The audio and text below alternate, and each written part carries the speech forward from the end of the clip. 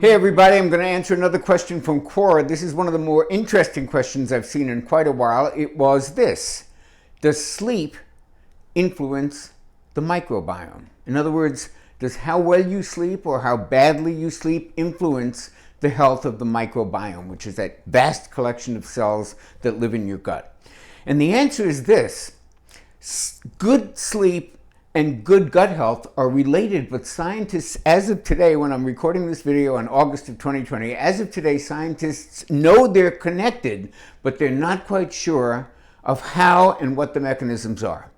And we don't know whether it's sleep disturbance screws up the microbiome or the microbiome screws up sleep. In fact, one of the more interesting articles I read about this recently was in The Guardian, and the title of it was, "Could the microbes in your gut be screwing up your sleep?"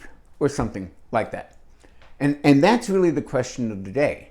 Which way does that relationship work? We know that sleep disturbance is linked to diabetes, it's linked to obesity, it's linked to a whole host of cardiometabolic meters that we don't want to see raised.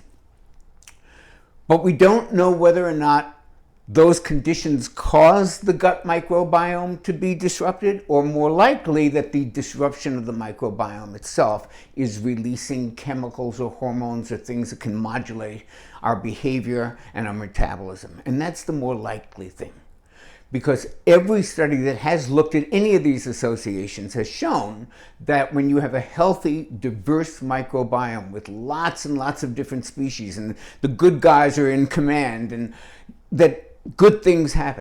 That's why functional medicine doctors always say health begins in the gut. So I think the best strategy for improving sleep at this point would be a two-pronged one. You do all the stuff that we tell you to do to, get a good night's sleep, the stuff about changing the temperature and that. I've made videos about that. But the second approach that we haven't talked about as much is how to improve gut health, because there is a profound connection between those two.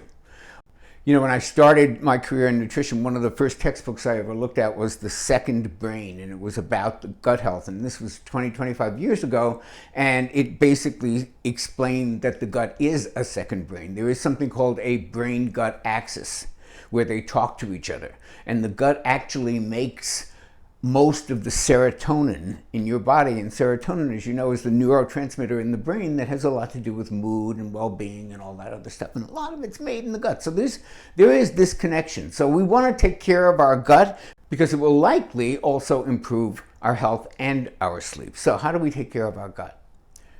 3 things.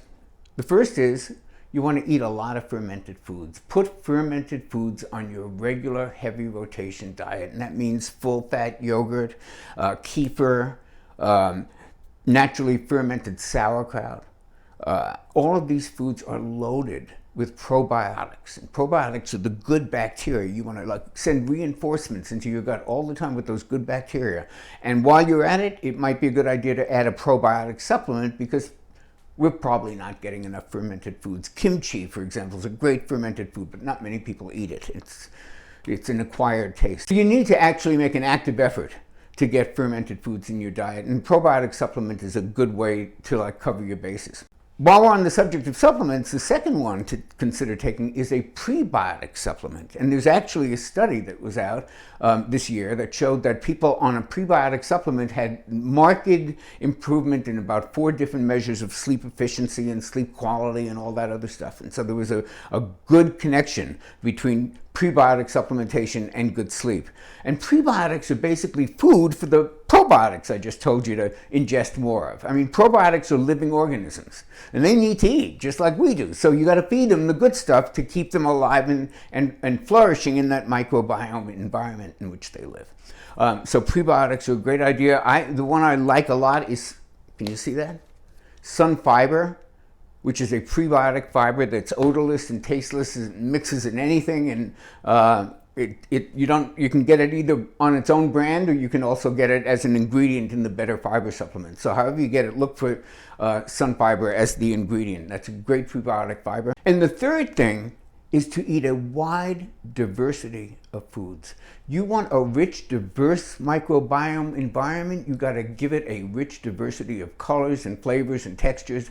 The best ones for really repopulating it with the good bacteria and making sure that they're fed the right foods and everything are berries, nuts, seeds, obviously full-fat yogurt, as I mentioned earlier, but really whole foods, real whole foods. They do not thrive well on a high sugar diet.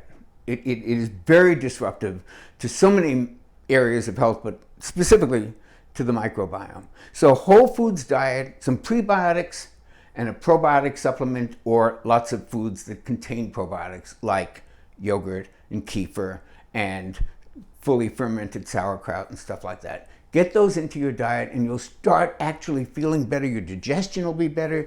And when that all happens, you know that something's changing in your gut that's going to affect hormones and neurotransmitters and ultimately sleep and mood and well-being and even weight. So take care of your gut. It really is the foundation of all health. This is Dr. Jonny. If you like this, please hit the like button, subscribe to the channel, and I will see you on the next video.